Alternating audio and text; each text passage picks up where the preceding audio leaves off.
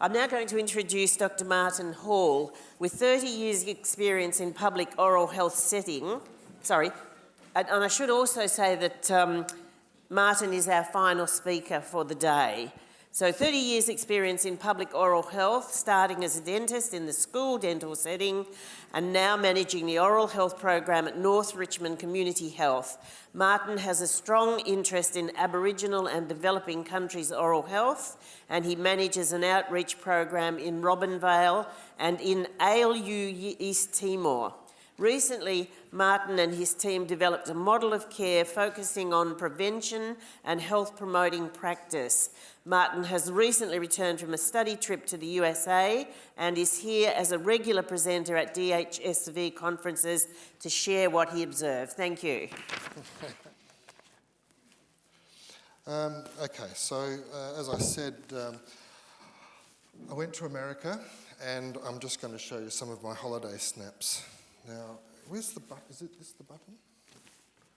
Now, the first holiday, the adventure started on the plane, and I'll see what you think of this. Oh. Arrows, okay. Here we go.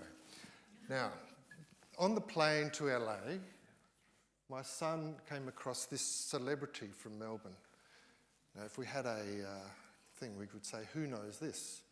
Now, in a dental context, you might say that's a very nice orthodontic treatment and probably not such a good Botox treatment. So there's no fans of Melbourne housewives here? Ah, there's one. This is Janet from Melbourne Housewives. So that was where it all sort of happened on the plane. We had a nice place to stay in New York. Oh, hang on. Oops, back one. We had a nice place, really loved New York. We had a nice place to stay. And there's again my son out the front. And they put me in I asked for a special room. And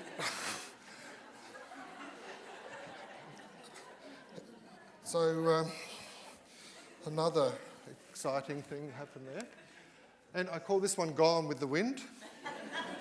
And even the best constructed comb over or comb forward can't stand that sea breeze when it hits San Francisco.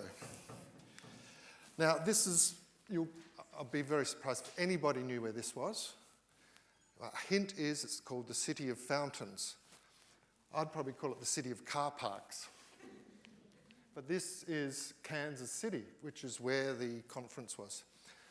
And I'm not sure how Kansas City got out of Kansas, but it's just over the border.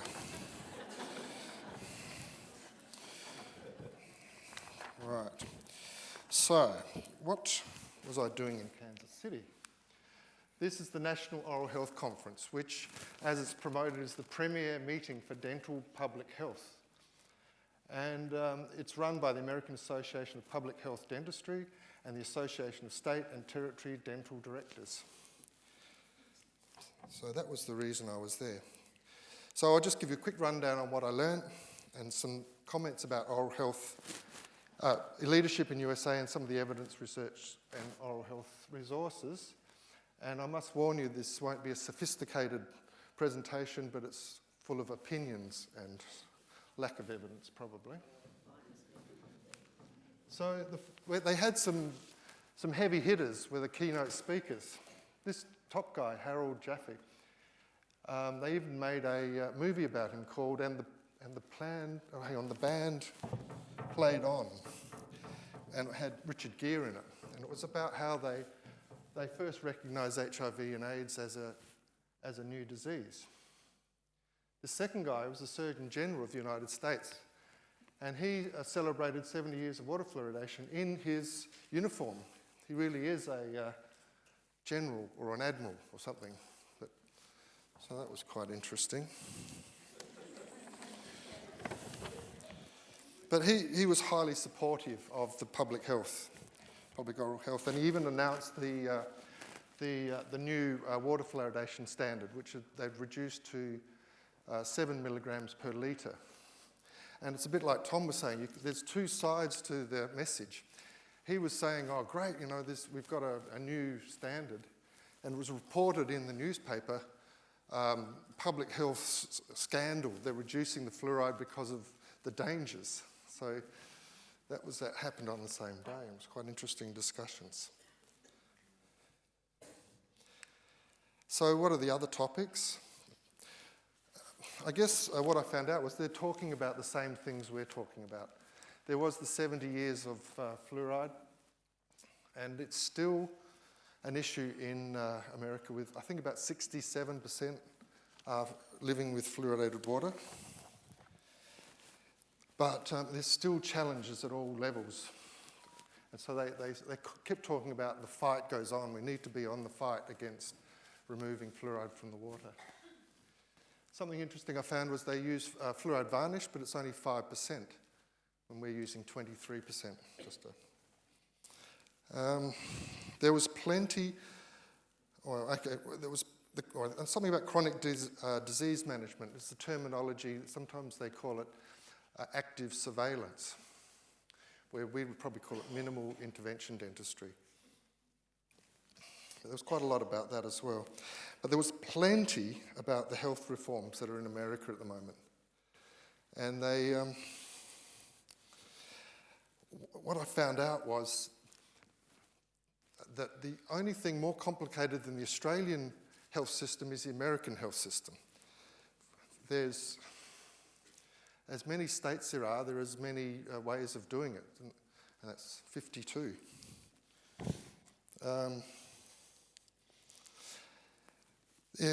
Obamacare and the Affordable Health Act is designed to increase access to the poor people in America.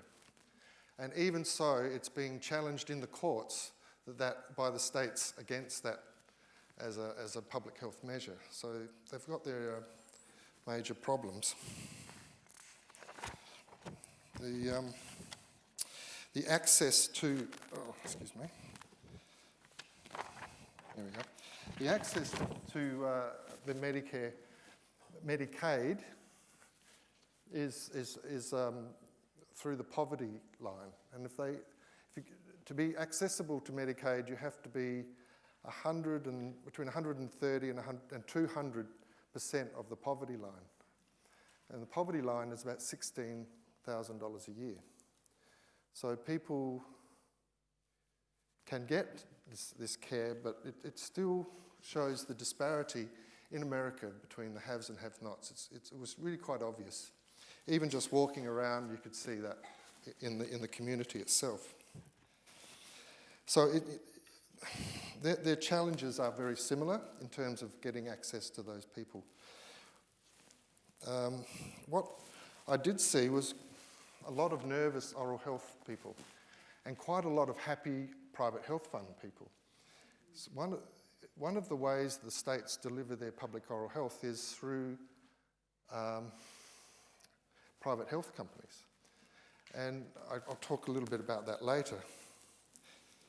But the other thing that came up was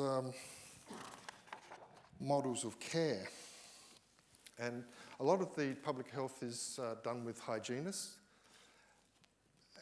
And they're talking about models of care and workforce development. As soon as you say that, the ADA are right there ferociously defending their turf.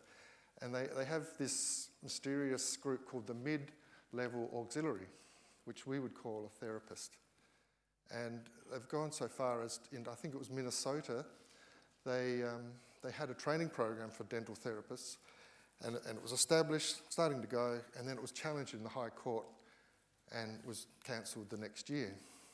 So, it's not all rosy over there. They do have community health centres like Victoria, and there was a lot of talk about integration of services with medical and dental coming together in these services. What I did like, there was a lot about outreach, which was which seems to be the way they're pushing. They're pushing a lot for outreach. So this was the demonstration outside in the foyer, and they had a lot of programs that were dealing with aged care and childcare. School care, childcare in the schools. And that's interesting for me, particularly because we're running two of these programs. We have one called Pearly Whites, which goes out to the aged care, and we have one called Chompers, which goes out to the schools. So that sort of woke me up from the jet lag, which sort of was 3 days of conference and 3 days of jet lag. But there was an interesting program using hygienists in California in an outreach aged care program using what they call a virtual dental home. They use the concept of medical home and dental home a lot. And this virtual dental home was using hygienists to go to the aged care facilities, and they also have a program where they go to the aged care, they go back to the homes of people who are still in their homes to provide care. And they use some technology, I think like a telehealth, which puts it up into a cloud, and the dentist back in the clinic and the community health can actually access those records and keep it in that professional structured relationship from afar. Now, the Americans are very good at acronyms, and they've got the AA PhD and the ABB PH, etc., etc. But these are all high-level national peak dental bodies, and I was very impressed with the way they have this high-level advocacy on a national level, and it showed in the policy having dental embedded in their Medicare programs. And I think that we have things to learn off them regarding this high-level advocacy. I mean, of course, they're like 300 million people versus 25 million people, so they're more than 10 times our size. But I think there's still lessons to be learnt, and we can talk about that just in a minute. And because of that lobbying, then there's actually dollars put in to the system. But the problem is that when it gets to the states aren't always cooperative. And so it's sort of the reverse in Australia. We've got an uncooperative federal government, and we've got really sort of active state dental programs. Some of the issues on the last one, the Centre of Disease Control and Prevention, they have an oral health division, which I'll talk about in a minute as well. So their national oral health priorities are pretty much the same as ours. They're sort of moving towards a social model of health where wellness is valued more than treatment. They're looking at systems and workforce models. And the interprofessional relationships is really quite interesting. They're looking at education for team-based integrated oral health, and that and goes on to medical. They're talking about empowerment of the communities, which is what Tom was talking about, to appreciate and support oral health and changes in the systems. They look at payment models and, again, to support wellness, oral health literacy and public health infrastructure. I sort of threw a whole lot of the different ones into one so they wouldn't talk about each one, but they're not that much different from what we're talking about. This document was put out a few years ago, and I found it quite good reading. It starts off, and I've got it here somewhere, starts off with, and the Americans have that can-do attitude, and they sort of keep believing that they can make changes. And this document starts off with a statement about belief. And it says, hope unbelieved is always considered nonsense, but hope believed is history in the process of being changed. And I thought that was quite good to have that belief, because last time I talked about respect for oral health research, and this time I think we should talk about belief that we can actually make a change. And from the Americans who sort of keep pushing, and I think we should also have that belief. A belief that we can improve things and drive change. And they really do believe it's so the Centre for Disease Prevention, I was very impressed with that as well. They presented quite a few times in the conference and were referred to very often. And I think this is another thing that they do very well in America, is have this national evidence-based research unit. And so they use the evidence to advise on policy development at the federal level. They use it to advise the states on how to set up their programs. They have a preventive focus, in particular on fluorides and fisher seals within the schools. And they monitor, and they do monitoring and data collection, plus also infection control. Now, this is interesting. I kept hearing about the era of accountability. And I like the way that they're moving from volume to value. I thought that was quite a nice aspiration. And using records, electronic health records, and looking at chronic disease management, prevention and early intervention, telehealth, the health home, and using non-dental providers. And this is all the things we talk about as well. So, but I couldn't really get a grip on whether it was happening.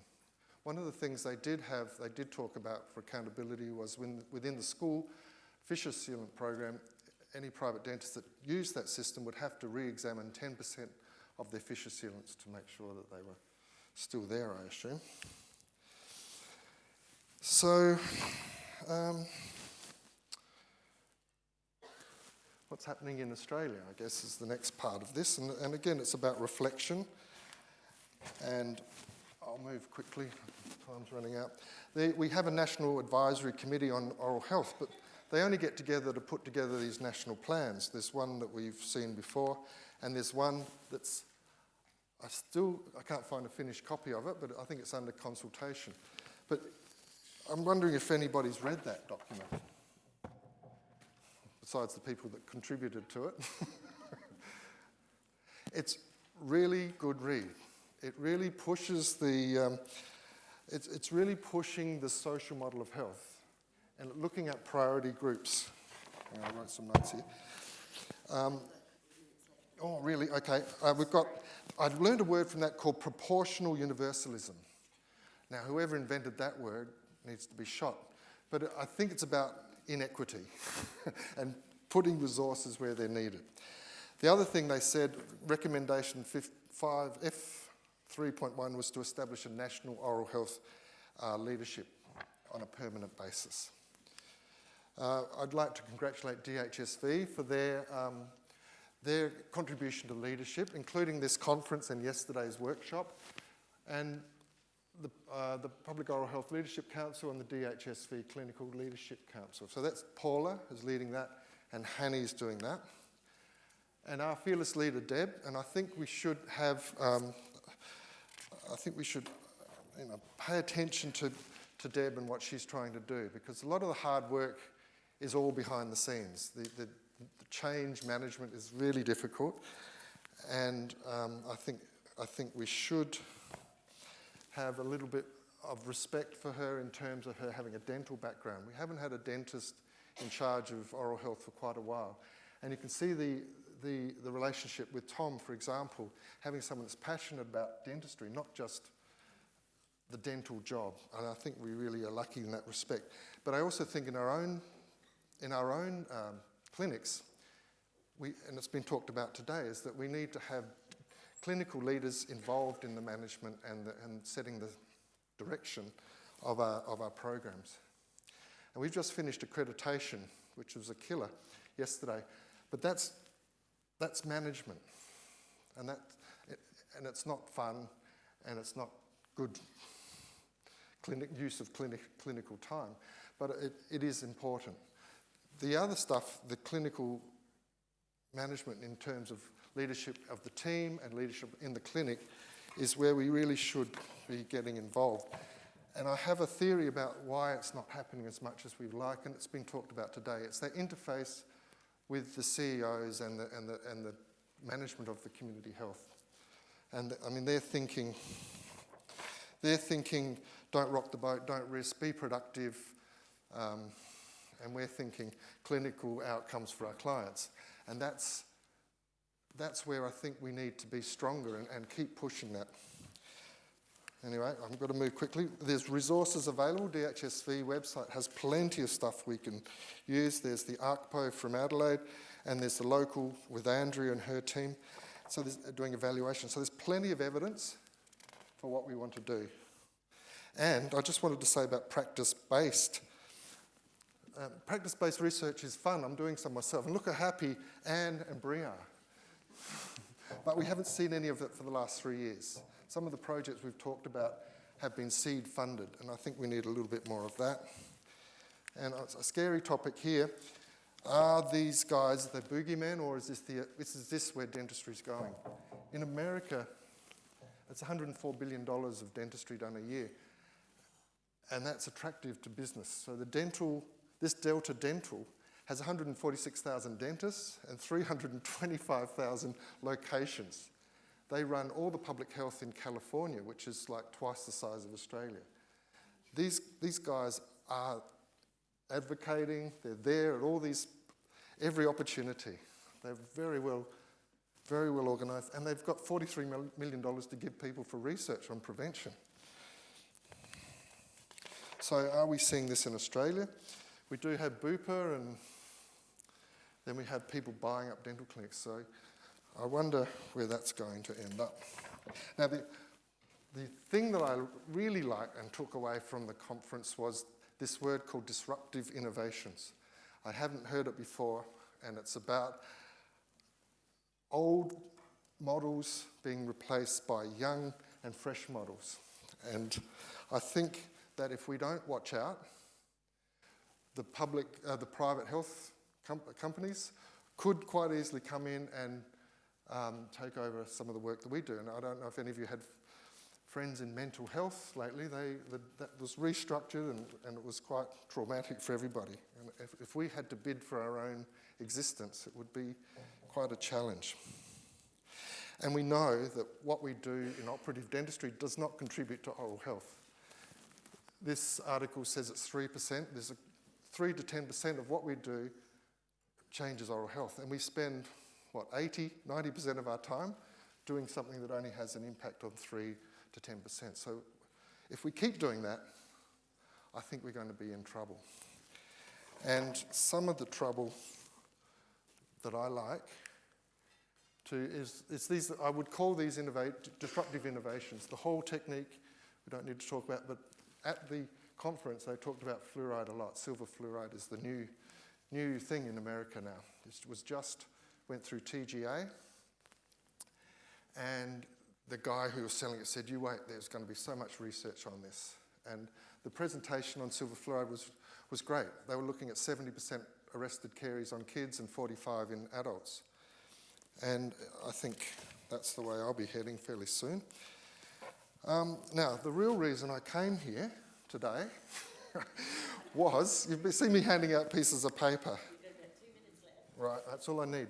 Now, I had a very traumatic experience recently representing all of you with the Enterprise Bargaining Agreement. And I realised that they said, well, who are your members? And I had no idea. So I had no reference point to who is in public oral health and who isn't. And so it was sort of like, okay, we found a few of my friends, and I said, connect me with other people. So today, Michael Smith and myself have decided that we need to set up something which we can organise, and and everybody's welcome. Receptionists, administrators, researchers, specialists, anybody who's involved in public oral health. If you are interested, there's those small forms, and even if we can get a small committee together to work out our terms of reference, but really it would be a good opportunity to advocate for oral health, look at models of care, and be representation on a more a level which we really are. Because what I found out was we were divided and conquered at every step along the way when we were talking about the new award. And if we could come to a common consensus, we could go to people like Tom, and Tom, this is what we really think. and we want to do this, you set up a partnership, or at least give him the information. When he asked who's got a good idea, well, I think this is a good idea. I didn't say it because I wanted to say it out loud. So I think if we don't change, things will change for us. And this consumer-driven care would be one of the things that if we're not ready for, it'll catch us. So believe, be leaders, and join up. Oops, wrong way. Thank you. Oh, there's the form.